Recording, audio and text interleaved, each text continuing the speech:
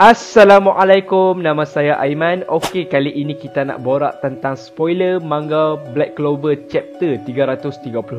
Untuk pengetahuan korang juga, ini kali kedua lah saya borak berkenaan tentang chapter Black Clover ni. Lama dululah saya dah pernah borak tentang chapter ini, tapi saya berhenti atas beberapa sebab. Dan sekarang kita sambung balik berkenaan tentang chapter Black Clover. Dan seperti mana yang korang tahu, pada chapter sebelum ini telah terjadi satu plot twist yang begitu besar dalam manga Black Clover, di mana Julius bukanlah Julius, tetapi dia adalah Lucius, merupakan seseorang yang jahat yang mahu menyerang kerajaan Clover. Jadi saya pun tak sabarlah nak menceritakan spoiler yang telah terjadi pada chapter kali ini.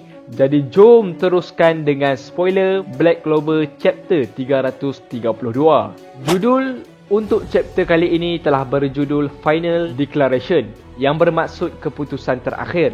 Judul ini sepertinya berkaitan dengan perancangan terakhir yang akan dilakukan oleh Lucius untuk berperang dengan kerajaan Clover. Kemudian chapter ini dikatakan mengalami time skip selama 1 tahun 3 bulan. Jadi dekat sini kita akan dapat lihatlah peningkatan kekuatan yang ada pada Asta dan rakan-rakannya setelah setahun lamanya. Lalu mari kita masuk kepada spoiler yang pertama, di mana telah menunjukkan Lucifero yang sedang berada di underworld pintu yang ketujuh. Dia telah merungut yang dia mempunyai sihir yang terkuat.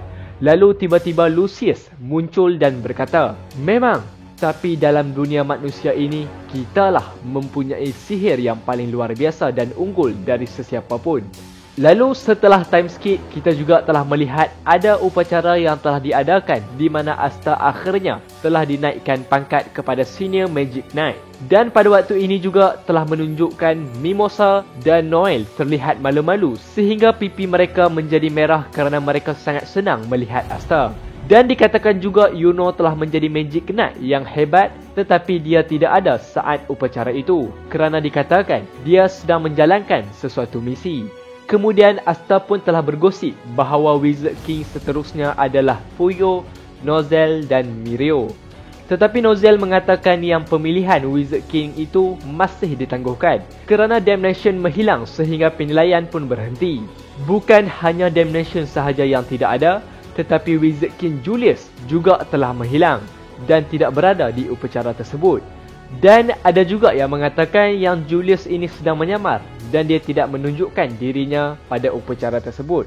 Tetapi sebenarnya mereka semua tidak tahu yang Julius bukanlah Julius, tetapi dia adalah Lucius yang bekerjasama dengan Lucifero untuk menyerang kerajaan Clover ini. Lalu kembali semula kepada spoiler, Fuegoleon pun berbincang dengan Asta. Dia mengatakan bahawa masih ada orang yang curiga dengan kekuatan Devil. Tetapi atas jasa yang telah dilakukan oleh Asta, maka Asta pun harus diakui oleh orang ramai. Mendengar tentang kata-kata itu, Asta berasa sangat senang kerana Fuegoleon sangat mempercayai dirinya. Lalu Fuegoleon pun berkata lagi yang dirinya masih belum kuat untuk semua ini. Kemudian beralih ke adegan kepada Yami, di mana Yami berkata yang dia tidak akan faham kenapa Charlotte menunjukkan perangai yang pelik di hadapan dia sejak 1 tahun yang lalu. Finral pun berkata kepada Yami bahawa Charlotte mengakui perasaannya saat Yami berada di ambang kematian. Yami pun duduk di toilet dan merenungkan adakah Charlotte sudah jatuh cinta kepadanya. Lalu berpindah ke panel yang lain, kita melihat Asta telah memutuskan untuk mengakui pada Suster Lily dan memintanya untuk menikah dengannya. Tetapi tentunya Suster Lily menolak dan dia berkata lagi dengan lembut kepada Asta bahawa Asta adalah keluarga baginya, iaitu dia telah menganggap Asta ini adalah adik lelaki yang baik baginya. Mendengar tentang kata-kata itu, Asta akhirnya menerima seadanya dengan keputusan dari Suster Lily itu. Dan Asta berkata yang dia faham, tetapi dia juga berkata yang dia tidak akan menyerah dengan keputusan ini. Kemudian Asta kembali melanjutkan perkataannya kepada Lily. "Aku faham aku tidak mampu mengubah fikiran seseorang. Sebab itulah sila saksikan kata-kataku ini, di mana aku akan menjadi Wizard King."